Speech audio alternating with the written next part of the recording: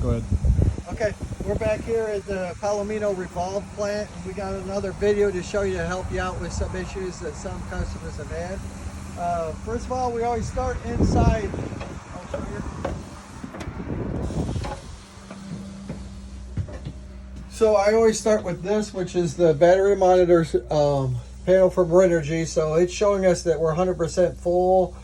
This is voltage. This is amps. Right now we're producing more than that actually, but what it's showing you that you're only putting in 0.1 amps or 2 watts. That's because it's 100% full. That means like a cup of water. If a cup of water is full, you can't put any more water in it. So it's limiting how much it goes in. It's just trickling a little bit in. And we're still running the refrigerator and everything else off of DC, but we're still producing more power to keep the batteries 100%. Now, always for this demo today, we're going to show you if these were dead, this would be either all the way blank or it would be below 10.5 volts here. And that means that the 12 volt disconnects at that point.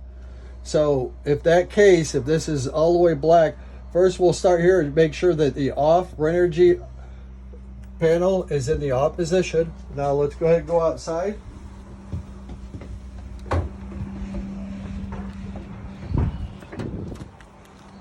And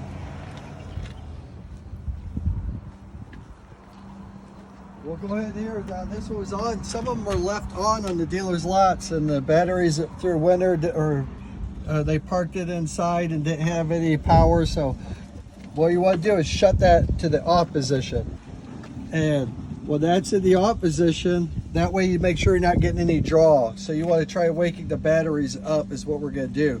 The lithium batteries have, when it gets to 10.5 volts, will go into sleep mode. So that'll put it down so that it's not going to let any power coming out of it. That protects them from any damage. So what we'll see in here, if we look back in over here, we can see this is the actual controller, charge controller, and that blue light tells me it's set for lithium. So what that means is that the solar, when it has sun on the roof like today, it will actually wake those battery up automatically. So you shouldn't have this issue. If that's not blue, then we know we need to jump it. So you can take from your vehicle, like I have the truck here, and I could go ahead and pop this off and connect here. And if you have enough metal here, you could go to the bottom side of this post or go inside to the positive red cables and connect and jump it just like you would a car. But I think it's safest if you just stay out here, and like these ones I can get here, or peel some of that tape back and connect to the copper here right on there. And that, as that's running, that will give you enough power that you can actually charge the vehicle a little bit and make everything wake up. The inverter will not charge the batteries unless it recognizes 12 or 10.5 volts or higher.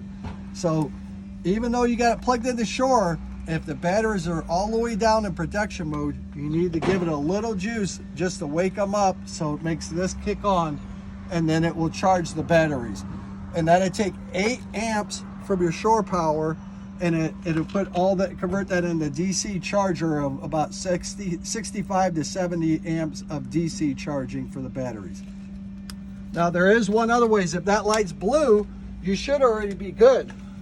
And all you need is plenty of sun, and then you should be able to charge those batteries and wake them up. Now if you want, another way you could do is hook up your portable panels with one of the 300 watt portable panels. You can hook up to here, and that also will give it power to wake those batteries up. Thank you.